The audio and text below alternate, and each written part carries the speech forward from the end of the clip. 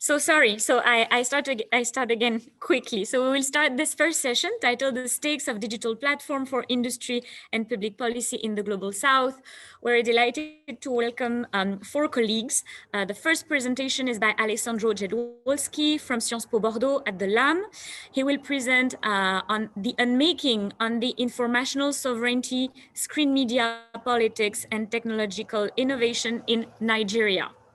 Then we will have a presentation by Vibod Parthasarathi from Center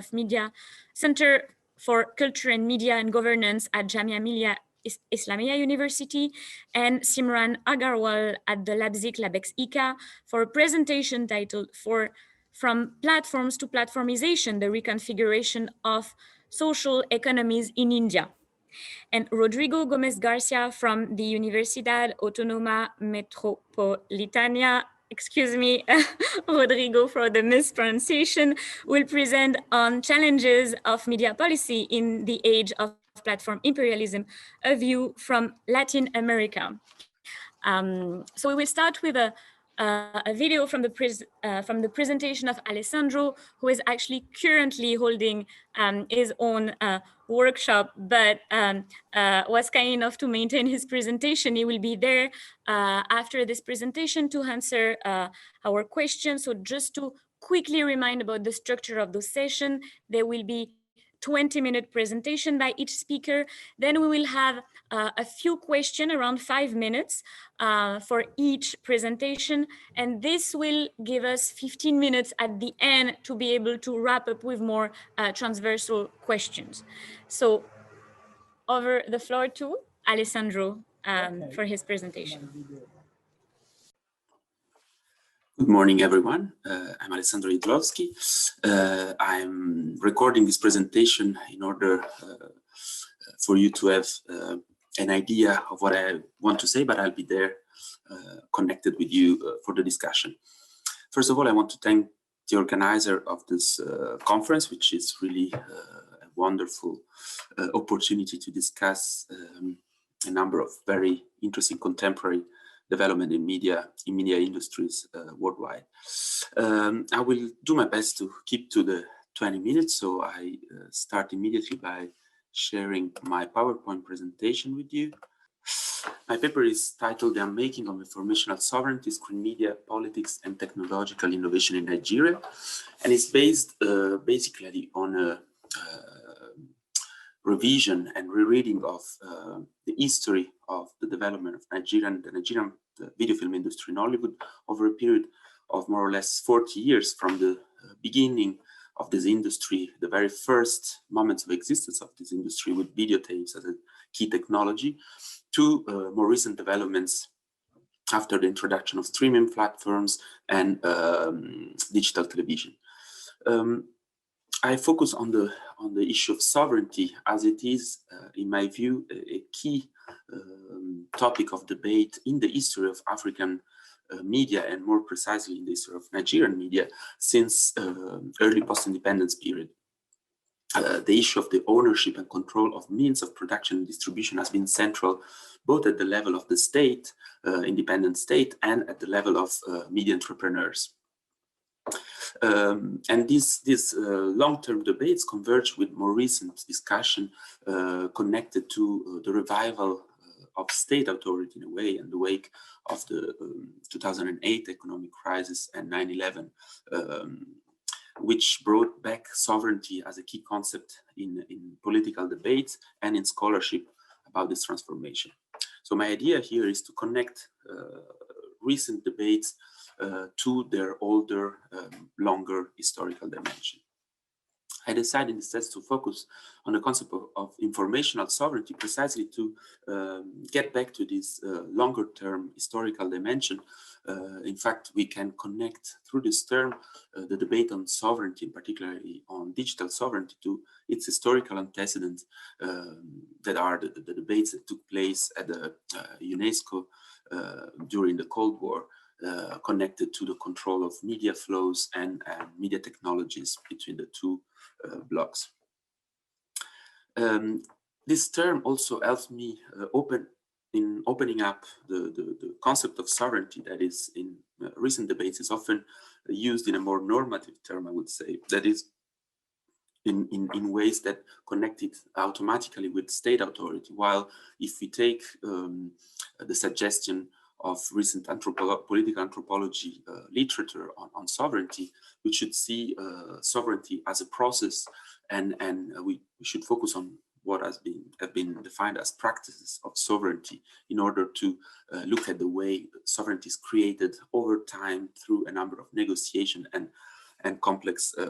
processes that involve a plurality of actors and level of discussion. This helps us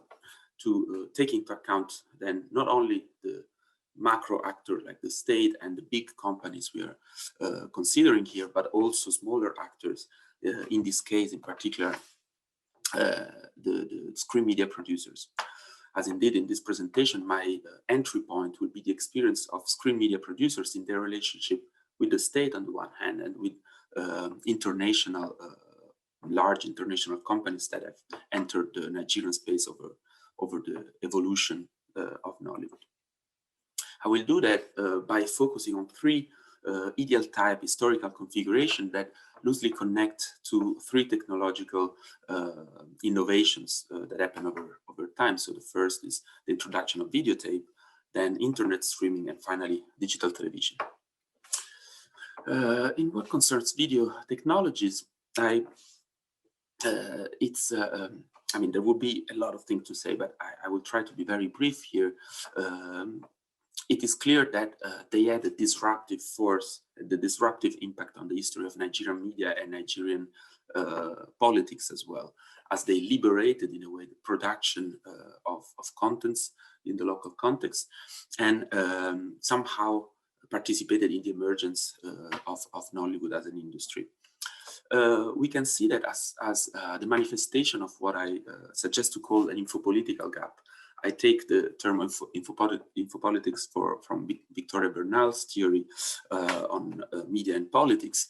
to suggest that basically what happened here is that the set of rules and norms that are supposed to regulate the media space are outdated and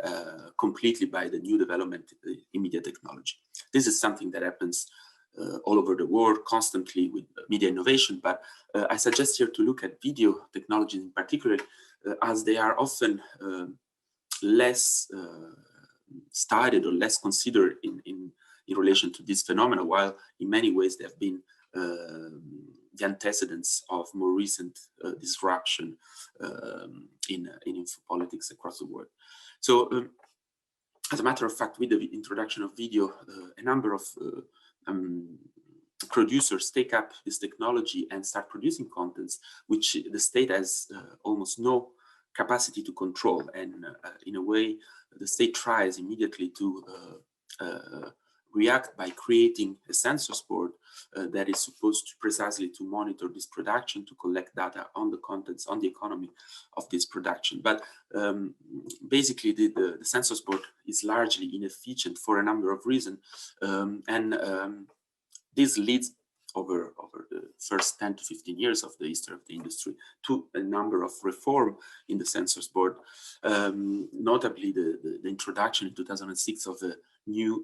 distribution framework that is supposed to enlarge the mandate of the census board in order to control also the circulation of films and the economy, more closely the economy of the industry. But this framework in many ways fails because, as you can see in this quote, and through the example of the film I Hate My Village, which was a release in the late 90s and early 2000s, basically films that were even heavily censored or completely banned, as the case of I Hate My Village, ended up anyway on the market because the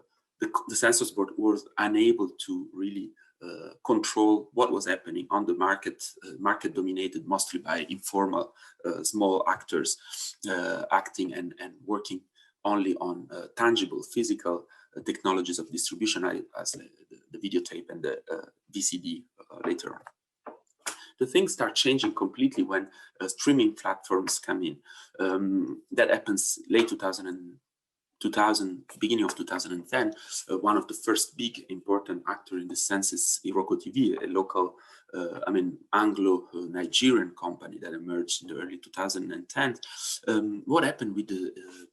arrival of these platforms that goes, develops throughout the 2010 till the more recent development of the arrival of Netflix, that is really changing the landscape of distribution in Nigeria, is that they somehow end up having the effect, the arrival on the industry that was the initial design of that was included in the initial design of the new distribution framework, as they somehow progressively monopolize distribution, mostly oriented toward the diaspora, but also locally, does kind of verticalizing the economy of the industry, because the large number of small production and distribution companies that existed before can no longer exist without selling their contents to these platforms. This inevitably have an effect of formalization on the industry economic structure, and as a matter of fact, help the state in monitoring the industry revenues and the contents that are produced. I would call this type of historical configuration technopolitical alignments. These are moments in which the technological innovation converge with states' intention of state will to monitor networks of media production and distribution by creating tools that strengthen the centralization of sovereignty and reduce the space for media practitioners' independent maneuver. Here we can see it as through the example, for instance, of this film, Desperate Pokers, that was released in the mid-2010s, a film that included a number of homosexual scenes which were in a way against the code of censorship existing in Nigeria. It's important to remember here that Nigeria is one of the strictest anti-same-sex relationship law. So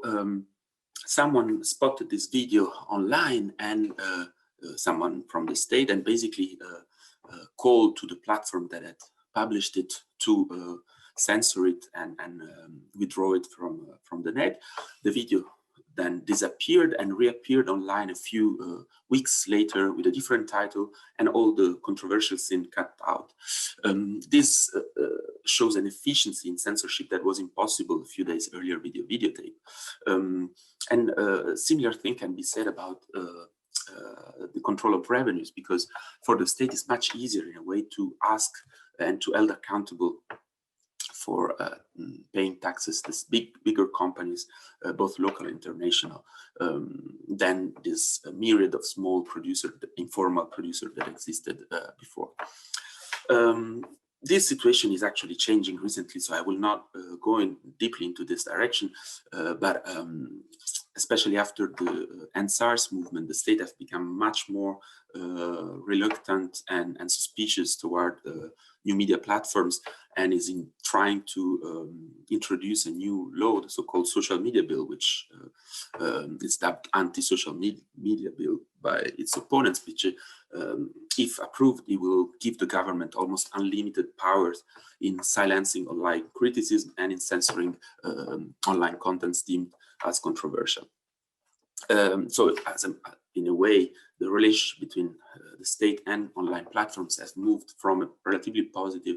and attitude toward a more hostile position. But let's move finally to my third ideal type historical configuration that is related in a way to the transformation of the media landscape that is emerging over the past 5-6 years. It must be said that in Nigeria, in sub-Saharan Africa, more generally, if internet is of course important and it's revolutionizing the habits of audiences, still television remains the key media that people consume for a number of reasons. Internet connection is still expensive, it's an elitist commodity. So the progressive switch from analog to digital television that is happening over the past 5 to 6 years from 2005 is having a possibly even stronger impact on the mediascape, on the issue of sovereignty, and that are at the center of my interest here. within this network, some new actors are emerging, in particular StarTimes, a Chinese company that is a leader in technologies that allow for this digital switch, but which is also more and more involved into content production and content distribution, and is now active in more than half of African countries. But also this transformation have revived the action of traditional actors like the South African MultiChoice or the French Canal+. Many of these companies are moving, as it happened also for the online streaming platforms, from buying content from the producers to producing them in-house, which is further participating to this formalization and verticalization of the industry and to the marginalization, basically, of older traditional stakeholders. And this is criticized by independent producers and traditional stakeholders because they see these companies are having a predatory attitude toward the industry, extracting profits and without paying the fair amount of revenues to the producers, and also for practicing strategies that are seem to be explicitly oriented toward ousting traditional actors. I can make the example of StarTimes, which started dubbing Chinese contents into African languages, Yoruba, Hausa, and others in particular, which seemed, particularly for Yoruba, Hausa film producers, to be a strategy that would oust them from the market with higher level quality contents in local languages. Within this context, my suggestion is that within a context in which, on the one hand, the technological innovation is giving the state new forms of control on revenues and contents, and on the other hand, we have international companies coming in and sort of extracting revenues from the industry, the practices of disconnection are becoming even more relevant topic of discussion and of analysis to understand the way informational sovereignty is negotiated and produced at the level of media producers in particular. These practices have been already studied in media studies over the past few years. There is an old literature on disconnection, but they've been hardly studied in the South, and particularly in Nigeria, where we rather find the literature that consider disconnection more as the result of infrastructural failure than as the deliberate attitude and mode of operation of key stakeholders. So I think that analyzing these practices can help us in better understanding the place and the agency of these actors within the contemporary landscape. And to conclude, I will make 3 examples of this politics of disconnection that I could observe in Nigeria over the past few years during my field work. One, we could define it as exodus, that is basically a clear moving away from the control of big companies and from the imperative of capital accumulation that is now ruling the industry. You have a number of producers, for instance, that moved away from Lagos, which has been for years the center of media production in Nigeria, to the east, to Asaba, where they replicated the older Nollywood production model by producing films on short string budgets and distributing them on physical supports, not particularly VCDs and DVDs. Then you have form of sabotage. You have, of course, piracy, which has always thrived in Nigeria, but which is even more strategically applied here against these big companies, both in a physical way by replicating contents and selling them on DVDs and CDs on the Alaba market in particular, which is one of the largest electronic markets in West Africa on the outskirts of Lagos, but also by injecting a lot of fake contents or with content with fake information in a way on YouTube. So many old films of the 90s are being re-released with new titles and fake information about release on YouTube, often with the images that would send you or make you think that these are new releases, successful releases that have been circulating in the cinemas. And finally, forms of negotiation. Here we can see it in particular in relation to that dubbing of Chinese content in local language that I mentioned earlier. And for instance, the Association of Yoruba Film Producers went and revolted against Star Times, boycotting the company to the point of obtaining investment by the company in the production of local content. So they didn't manage to make StarTime withdraw from its project of dubbing Chinese contents, but instead they obtained that StarTime invest in local production to produce new series in Yoruba. My time is up, I think, so I stop here. I thank you very much for your attention, and